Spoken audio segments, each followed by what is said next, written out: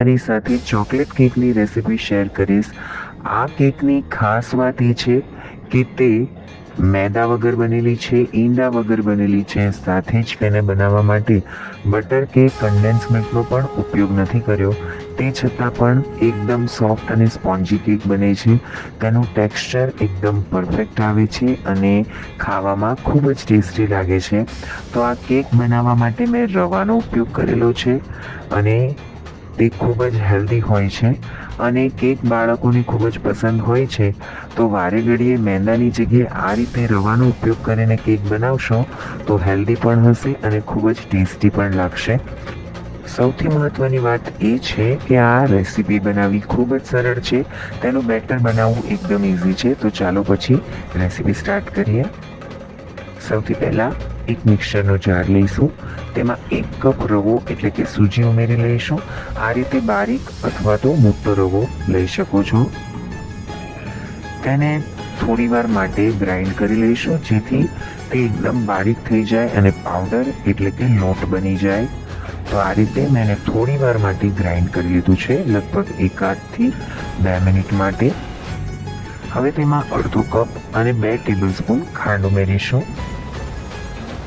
ફરીથી ગ્રાઇન્ડ કરી લઈશું જેથી ખાંડ દળાઈ જાય સારી રીતે. ખોલીને ચેક કરી લઈશું. ખાંડ સારી રીતે ગ્રાઇન્ડ થઈ ગઈ છે. હવે તેમાં અડધો કપ દહીં ઉમેરી દઈશું. દહીં એકદમ તાજું અને બિલકુલ ખટાશ વગરનું હોવું જોઈએ. અડધો કપ દૂધ ઉમેરીશું જે રૂમ ટેમ્પરેચર પર હોવું જોઈએ. 1/4 કપ સનફ્લાવર તેલ ઉમેરીશું અથવા તો બટરને મેલ્ટ કરીને પણ ઉમેરી શકો છો. એવું તેલ વાપરવાનું જેમાં કોઈ સ્મેલ ન હોય, કોઈ સ્વાદ ન હોય. 3 ટેબલસ્પૂન કોકો પાવડર ઉમેરીશું. કેકને વધારે ટેસ્ટી બનાવવા માટે તેમાં અડધી ચમચી કોફી પાવડર ઉમેરીશું. હવે આ બેટરને ફક્ત અડધી મિનિટ માટે ગ્રાઇન્ડ કરી લઈશું. આ બેટરને વધારે સમય માટે ગ્રાઇન્ડ નથી કરવાનું, ફક્ત અડધી મિનિટ જ ગ્રાઇન્ડ કરશો એટલે આ રીતે બેટર તૈયાર થઈ જશે. તો આ કેકનું બેટર બનાવવું પણ કેટલું સરળ છે. મિક્સર ગ્રાઇન્ડરમાં આરામથી બેટર તૈયાર થઈ જાય છે. તેને એક મોટા વાસણમાં કાઢી લઈશું અને આ રીતે તેની કન્સિસ્ટન્સી હોવી જોઈએ, તમે જોઈ શકો છો. અને હવે આપણે આ કેક બનાવવા રવાનો ઉપયોગ કર્યો છે તો તે સારી રીતે પલળી જાય તેના માટે 15 મિનિટ ઢાંકીને રેસ્ટ આપી દઈશું.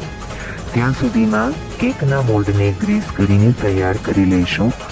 તો તેલ અથવા તો બટર વડે કેકના મોલ્ડને સારી રીતે ગ્રીસ કરી લઈશું.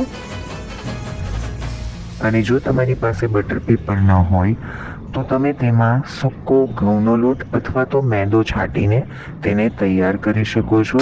અથવા તો આ રીતે જેમાં બટર આવતું હોય તે પેપરને સાચવીને ફ્રીજમાં રાખો. તો આ રીતે જ્યારે પણ બેકિંગ માટે કંઈ પણ બનાવતા હોય તો તેમાં તેનો ઉપયોગ કરી શકો છો. તો મેં અહીં બટર પેપર આ રીતે લગાવી દીધું છે જેથી કેક સરળતાથી મોલ્ડમાંથી બહાર આવી જાય. તો હવે 15 મિનિટ થઈ ગઈ છે અને જે રવો છે તે સારી રીતે પલળી ગયો છે અને આ રીતે બેટર થોડું થીક થઈ ગયું છે.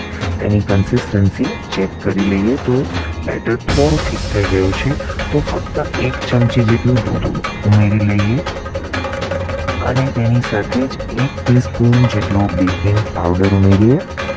કેકને જ્યારે બેક કરીએ ત્યારે જ બેકિંગ પાવડર ઉમેરીશું, પહેલેથી ઉમેરવાનો નથી. 2 ચપટી જેટલો ખાવાનો સોડા ઉમેરી લઈએ અને હવે આ રીતે કટ અને ફોલ્ડ મેથડ વડે બધું સારી રીતે મિક્સ કરી લઈએ અને સાથે જ આ સ્ટેજ પર ઓવનને 180 ડિગ્રી સેલ્સિયસ પર 10 મિનિટ માટે પ્રીહીટ થવા માટે પણ મૂકી દેવું. જો તમારી પાસે ઓવન નથી તો કઢાઈ લેવી અને કઢાઈ અથવા તો કુકરમાં થોડું મીઠું ઉમેરી તેમાં એક સ્ટેન્ડ મૂકી ઢાંકણ ઢાંકીને તેને થોડી વાર માટે ગરમ કરી લેવું. બધું સરસ મિક્સ થઈ ગયું છે ને આ રીતે કન્સિસ્ટન્સી હોવી જોઈએ. બેટરને કેકના મોલ્ડમાં ઉમેરી લઈએ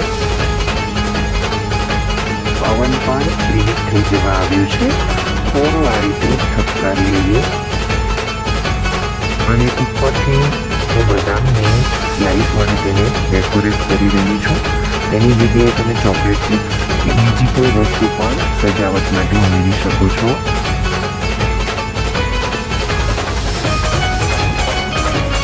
અને ઓવન પ્રીહીટ થઈ ગયું છે. આપણું બેટર પણ બેક થવા માટે રેડી થઈ ગયું છે. તો આ બેટરને ઓવનમાં મૂકી અને 180 ડિગ્રી સેલ્સિયસ પર 25 થી 30 મિનિટ માટે બેક કરી લઈએ.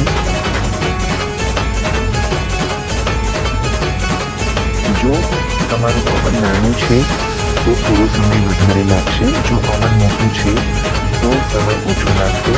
જો તમારું કેકની મોલ્ડની સાઇઝ નાની છે તો કેક ઉપર સુધી ખુલશે તો એને બેક થવા માટે 5 મિનિટ વધારે લાગી શકે છે.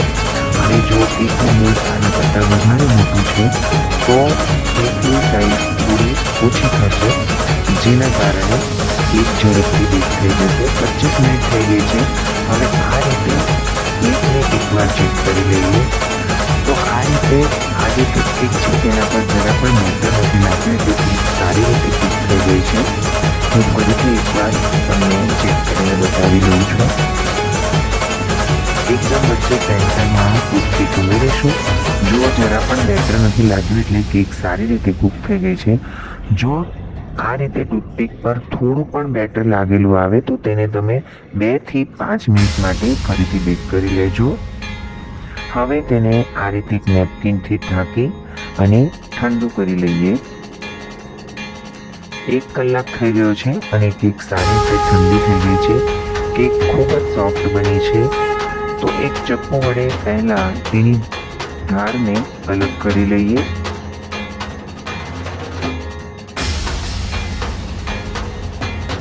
બટર પેપર લગાવ્યું હોવાથી કેક ખૂબ જ સરળતાથી બહાર આવી જશે. એક પ્લેટ ઉપર કેકને બહાર કાઢી લઈએ. તો જુઓ કેક એકદમ સરળતાથી બહાર આવી ગઈ છે કારણ કે બટર પેપર લગાવ્યું હતું. બટર પેપરને કાઢી લઈએ.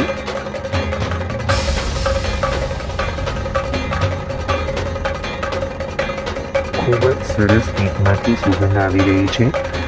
તેને વધારે ફ્લેવરફુલ બનાવવા માટે તેમાં તમે વેનીલા અથવા ચોકલેટ એસન્સ પર ઉમેરી શકો છો. કેકને પલટાવી લઈએ. તેની સોફ્ટનેસ તમે જોઈ શકો છો. ખૂબ જ સોફ્ટ કેક તૈયાર થાય છે.